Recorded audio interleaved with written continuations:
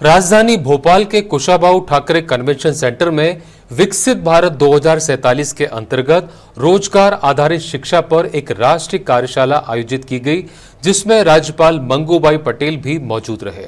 आयोजित कार्यशाला में मुख्यमंत्री डॉक्टर मोहन यादव ने रोजगार आधारित शिक्षा पर विशेष जोर दिया। आपको बता दें, कार्यशाला का संबोधित करते हुए सीएम मोहन यादव ने कहा कि दूध उत्पादन में मध्य प्रदेश में तीसरे स्थान पर है। अब हम इससे पहले स्थान पर आने के लिए प्रयासरत हैं। हमारे पास 6 करोड़ से अधिक पशुधन है। इसके लिए हमें ज्यादा वेटनरी विशेषज्ञों की जरूरत है।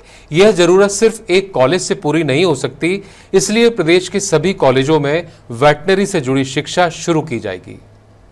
मैं दिल से स्वागत करना चाहता हूं। हमने कुछ और नए कदम बढ़ाने की तरफ संकल्प लिया है।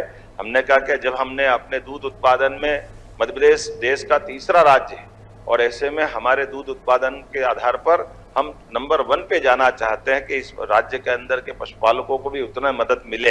तो जब हम देश में नंबर 1 बनना चाहते हैं, जब 6 करोड़ से ज्यादा पशुधन हमारे यहाँ है, ऐसे में केवल एक वेटरनरी कॉलेज से डॉक्टर को कैसे उसकी पूर्ति कर सकते। इसलिए ये कोर्स भी सारे विश्वविद्यालय में खुलना चाहिए।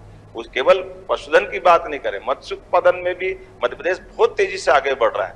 जब विश्व का पहला नदी जोड़ो अभियान का 1 नहीं 3 संकल्प हम करते हुए आगे बढ़ रहे हैं। अपने यहाँ इरिगेटेड एरिया भी जब बढ़ रहा है, सब प्रकार की व्यवस्थाओं पे हमने ध्यान दिया है।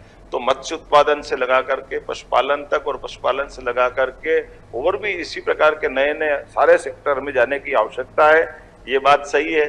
एआई के जमाने से थोड़ा सा लोगों को डर लगता है, मैं कहता हूं कि डरने की बात कम है।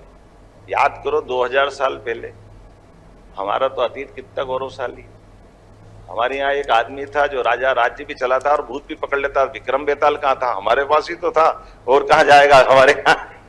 विक्रम के बेताल का वो दौर हमको हमारी शिक्षा से भी जोड़ता है और उस काल के गौरवशाली अतीत से भी परिचय कराता है कि एकमात्र देश भारत है जहां ये सारी चीजों का उपयोग करते हुए लोगों की बेहतरी के लिए जो बेहतर से बेहतर कर सकते हैं, उस दिशा में हम बढ़ने के लिए समर्थ हैं। आइए हम सब संकल्प करें।